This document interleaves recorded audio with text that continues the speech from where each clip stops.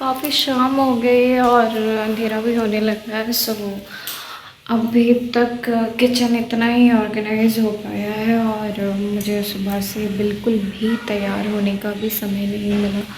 और जो final organisation मतलब राहुल आप गए थे खाना खाने के लिए, तो उनके अकॉर्डिंग जो मैंने किया है और कुछ अपने मन से भी, सो ये मुझे कुछ खास पसंद नहीं आया। ये वैसा नहीं है जैसा मैं चाहती थी। तो कल देखते हैं, कल इस पे वर्क करेंगे। और बेडरूम वगैरह और बाकी सारा सामान मैंने खोल के चेक किया था, सो देखते हैं वो क्या होने वाला है।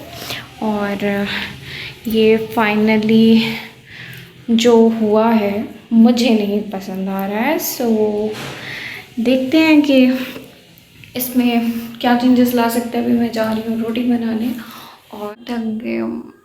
रोटी बना ली है, डिनर प्रिपेयर हो गया है, थोड़ा आराम करूँगी और कल के व्लॉग में देखते हैं कि क्या कर सकती हूँ मैं, क्या करने वाली हूँ मैं, वो मुझे पता है। सो देखते हैं कल के व्लॉग में कि कैसे अरेंजमेंट कर पाती हूँ। कल तो छठ पूजा भी है। सो फाइनली किचन तो सेटअप हुआ नहीं। उसके बाद मैं और राहुल तैयार होकर आ गए थे हमारे पुराने घर। और यहाँ भी मम्मा नहीं है तो दादी है, हम लोग जा रहे हैं प्रसाद खाने छठ का। सो कल देखते हैं कि कल घर को कैसे मैं सेटअप करती हूँ। और कल का दिन बहुत ज़्यादा हेक्टिक होने वाला है। सो देखते हैं कल घर सेटअप होता है या नहीं। बट फाइनली मैं कोशिश करूँगी कि कल किचन और रूम को अपने हिसाब से ऑर्गेनाइज़ कर लूँ, क्योंकि जैसा वो आज ऑर्गेनाइज हुआ है मैं वैसा नहीं चाहती थी। बस एक तरह से चीज़ें मैंने वहाँ पर रख दी हैं। सो कल देखते हैं कि कैसा सेटअप होता है घर। और जा रहे हैं हम लोग प्रसाद खाने। सो इसके बाद सुबह मैं अपने ससुराल आ गए थे। ये मुझे ड्रॉप करके चले गए थे और मैंने ब्रेकफास्ट में सबके लिए पोहे बनाए थे। और उसके बाद यहाँ मैंने लंच के लिए चावल और दाल बना ली थी। तो उसके बाद मैंने दादी के लिए चाय बनाई और यहाँ मैंने कुछ सब्जियाँ मैं लेकर आई थी घर से। ये कुछ फ्रेश वेजिटेबल्स कल लेकर आए थे, पर विदाउट फ्रिज रखने के कारण उनकी हालत थोड़ी ख़राब हो गई थी। और मैं अपने ससुराल में ब्लॉगिंग ज़्यादा नहीं करती हूँ। और यहाँ मैंने पापा जी के लिए चाय चढ़ा दी थी।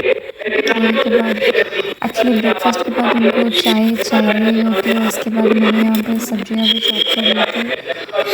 सब्जियों में मूली का साग और ये मेरी दाल बन चुकी है। इसमें अभी तक मैंने छौंका नहीं लगाया है। उसके बाद अभी मैंने कुछ सब्जियाँ चॉप की, अभी मैं अच्छे से धो लूँगी।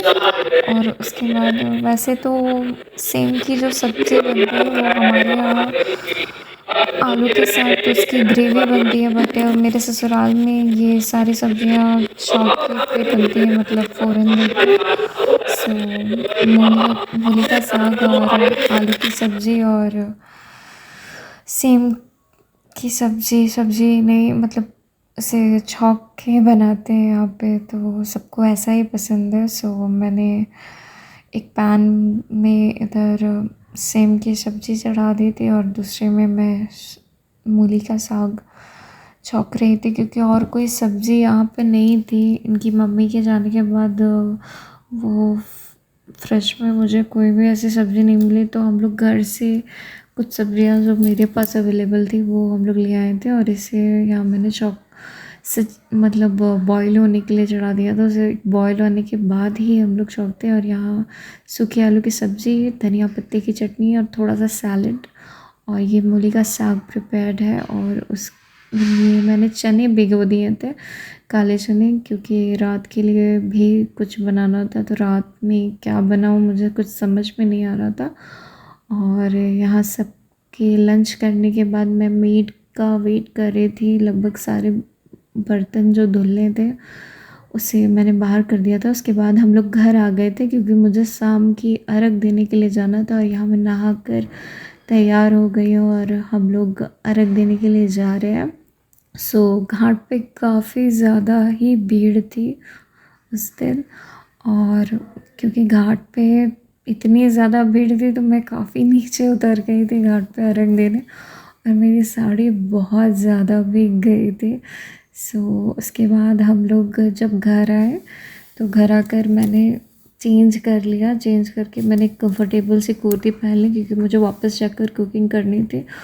और यहाँ ये मुझे डांट रहे थे क्योंकि मैं लाइट्स ऑफ करना भूल गई थी घर से निकलने से पहले, और ये मुझे बहुत ज़्यादा ही डांट रहे थे। बोल रहे तुम्हें मोबाइल का कीड़ा है। उसके बाद मैं ससुराल वापस आ गई थी, और यहाँ मैंने काले चने और आलू सिजने के लिए, आई मीन बॉईल होने के लिए चढ़ा दिए थे। उसके बाद यहाँ मैंने आटा गूँध लिया था। उसके बाद मैं और दादी मिलकर रिलैक्स करते हुए थोड़ी देर हम लोगों ने चाय पी, और चाय पीने के बाद मैं चली गई थी रोटी बनाने के लिए। रोटी बनाने के बाद मैं और दादी बैठकर थोड़ी देर तक बातें कर रहे थे। मैं उस दिन काफ़ी ज़्यादा ही थक चुकी थी, और इतना ज़्यादा थकने के बाद ये मेरी रोटियां बन गई हैं। थैंक गॉड, मुझसे रोटी उतनी परफेक्टली बनती नहीं है। इसके बाद ये काले चने और आलू की सब्ज़ी बनी थी जो दादी को काफ़ी ज़्यादा पसंद आई थी।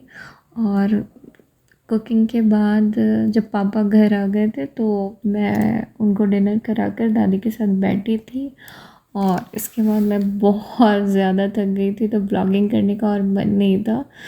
बस लग रहा था घर जाके किस तरह से आराम कर लूँ। यही था आज का ब्लॉग। थैंक्स।